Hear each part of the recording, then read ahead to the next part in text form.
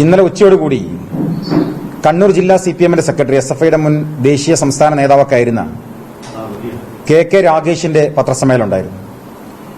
അതിൽ ശ്രീ KK രാഗേഷ് പറയാൻ ശ്രമിച്ചൊരു കാര്യം, കണ്ണൂർ യൂണിവേഴ്സിറ്റിയിൽ യൂണിവേഴ്സിറ്റി യൂണിയൻ തിരഞ്ഞെടുപ്പുമായി ബന്ധപ്പെട്ട് നടന്നുള്ള അക്രമ സംഭവങ്ങൾ MSF ആസൂത്രിതമായി നടപ്പിലാക്കിയതാണ് എന്നാണ് അദ്ദേഹം പറഞ്ഞത്. കേരളത്തിലെ പൊതുജനത്തിന് മുഴുവൻ അറിയാം, കണ്ണൂർ എന്ന് പറഞ്ഞാൽ CPM-ന്റെ ഒരു ഹോം ഗ്രൗണ്ടാണ്. ആ ഹോം ഗ്രൗണ്ടിൽ ആസൂത്രിതമായോ അല്ലാതെയോ ഒരു അക്രമം, ഒരു കലാപവും മറ്റൊരു പാർട്ടിക്ക് ഉണ്ടാക്കുക എന്ന് പറയുന്നത്, പ്രത്യേകിച്ച് കണ്ണൂർ സർവകലാശാലയുടെ മുറ്റത്ത് അങ്ങനെ പ്രശ്നം ഉണ്ടാക്കുക എന്ന് പറയുന്നത് തന്നെ, അങ്ങനെ പറയുക എന്ന് പറഞ്ഞത് തന്നെ ഒരു അസംബന്ധമാണ് എന്ന് മലയാളി സമൂഹത്തിന് ബോധ്യം ഉണ്ടാവും, ഞങ്ങൾക്കറിയാം.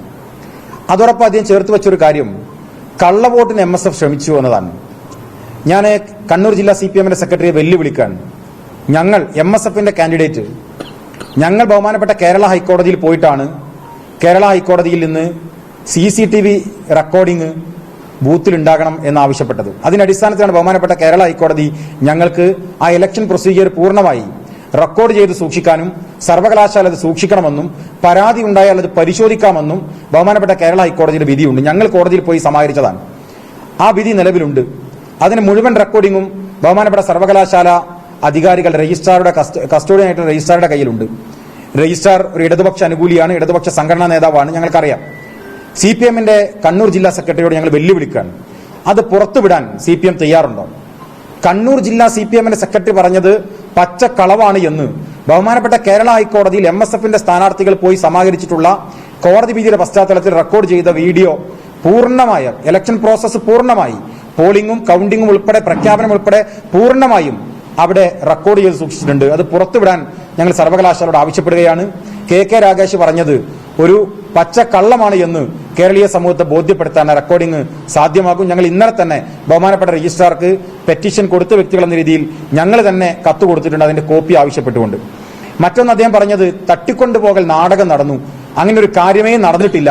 കേരളത്തിലെ പോലീസ് സംവിധാനം ഭരിക്കുന്നത് പിണറായി വിജയനാണ്. പ്രത്യേകിച്ച് കണ്ണൂർ ജില്ലയിലെ പോലീസ് നമുക്ക് എല്ലാവർക്കും അറിയാം. നവീൻ ബാബു വിഷയത്തിലൊക്കെ നമ്മൾ കണക്ട് ചെയ്തുകൊണ്ടേയിരിക്കുകയാണ്. അവിടെ CPM-ന് വേണ്ടി വിടുപണി ചെയ്യുന്ന ഒരു സംഘമായി കണ്ണൂരിലെ പോലീസ് മാറിയിട്ടുണ്ട്. ഈ വിഷയം ഉണ്ടാകുന്നത് അന്നേ ദിവസം രാവിലെ ഒരു 11 മണിയോടുകൂടിയാണ് നിങ്ങൾ ചാനലുകളൊക്കെ ആ വാർത്ത പുറത്തുവിടുന്നത്. ആ ഘട്ടത്തിൽ തന്നെ ബഹുമാനപ്പെട്ട കണ്ണൂരിലെ പോലീസ് മേധാവിക്ക് എന്റെ പേഴ്സണൽ വാട്സ്ആപ്പ് നമ്പറിൽ നിന്ന് ഞാൻ അന്ന് SFI-കാരൻ തട്ടിക്കൊണ്ടുപോയ ഷെജീർ എന്ന് പറയുന്ന ഞങ്ങളുടെ സഹപ്രവർത്തകനും അയാളുടെ ഫോൺ നമ്പറും തട്ടിക്കൊണ്ടുപോയ കാറ് KL86A എന്ന ആൽഫബറ്റിൽ ആരംഭിക്കുന്ന വൈറ്റ് ടാറ്റ നെക്സോൺ കാറാണെന്നും അദ്ദേഹത്തോട് ഫോണിൽ സംസാരിച്ച് പരാതി പറഞ്ഞപ്പോൾ അതിനടിസ്ഥാനത്തിൽ കുട്ടിയുടെ ഫോട്ടോ അയക്കാൻ വേണ്ടി പറഞ്ഞു. ഫോട്ടോ സഹിതം 11:15 അദ്ദേഹത്തിന്റെ വാട്സപ്പിലേക്ക് MSF-ന്റെ സംസ്ഥാന പ്രസിഡന്റ് രീതിയിൽ ഞാൻ നേരിട്ട് അയച്ചതിന്റെ സ്ക്രീൻഷോട്ടാണ് ഞാൻ നിങ്ങളെ കാണിക്കുന്നത്. ഇന്നലെ CPM-ന്റെ ജില്ലാ സെക്രട്ടറി പറഞ്ഞത് അങ്ങനെ ഒരു പരാതി ഉണ്ടായിരുന്നോ, പരാതി ഉണ്ടായിരുന്നെങ്കിൽ എവിടെ പറഞ്ഞു എന്നതാണ്. വളരെ കൃത്യമായി ഈ ഇൻസിഡന്റ് നടന്ന ഘട്ടത്തിൽ തന്നെ പോലീസ് മേധാവിയെ നേരിട്ട് വിളിക്കുകയും അദ്ദേഹത്തിന് ജില്ലാ പോലീസ് മേധാവിക്ക് നേരിട്ട് ഈ ഡീറ്റെയിൽസ് അയച്ചു കൊടുക്കുകയും ചെയ്തിട്ടുണ്ട്. പിന്നീട് എന്തുകൊണ്ട് പോലീസിൽ പരാതി നൽകിയില്ല എന്നാണ് CPM ജില്ലാ സെക്രട്ടറി ചോദിക്കുന്ന ഒരു ചോദ്യം. അതിന് ഞങ്ങളുടേതായ കാരണമുണ്ട്. കാരണം ഏകപക്ഷീയമായി SFIയുടെ അക്രമം നടന്നിട്ട് പോലീസ് കേസെടുത്തത് MSF-കാരുടെ പേരിൽ നോൺ ബെയിലബിൾ ഒഫൻസിലാണ് കേസെടുത്തത്. അതിൽ കണ്ടാൽ അറിയാവുന്ന 19ഓളം ആളുടെ പേരിലാണ് കേസ്. ഇതിൽ ഞങ്ങളുടെ സഹപ്രവർത്തകൻ ഷെജീർ അവിടേക്ക് ഒരു പരാതിയുമായി ചെന്നാൽ ആദ്യം ഞങ്ങൾ ഉച്ചയ്ക്ക് ചെന്നപ്പോൾ പറഞ്ഞു വൈകുന്നേരം വരണമെന്ന് പറഞ്ഞു. വൈകുന്നേരം ചെല്ലുമ്പോഴേക്കും ഞങ്ങൾക്കെതിരെയുള്ള FIR രജിസ്റ്റർ ചെയ്യപ്പെട്ടിട്ടുണ്ട്. അങ്ങനെ FIR രജിസ്റ്റർ ചെയ്യപ്പെട്ട് ഏകപക്ഷീയമായി പ്രവർത്തിക്കുന്ന ഒരു പോലീസ് സ്റ്റേഷനിലേക്ക് കയറി ചെല്ലാൻ ഞങ്ങളുടെ സഹപ്രവർത്തകന് ഭയപ്പാടുള്ളത് കൊണ്ടാണ് ഞങ്ങൾ അങ്ങോട്ട് കയറി ചെല്ലാതെ വാട്സാപ്പിൽ തന്നെ ഈ പരാതി കൊടുക്കുകയും അത് ഫോളോ അപ്പ് ചെയ്യുകയും ചെയ്തിട്ടുള്ളത്. അപ്പോൾ CPM-ന്റെ ജില്ലാ സെക്രട്ടറി പറഞ്ഞ 2 വാദങ്ങൾ കളവാണ് എന്ന് തെളിവ് സഹിതം ഞങ്ങൾ പറയുകയാണ്.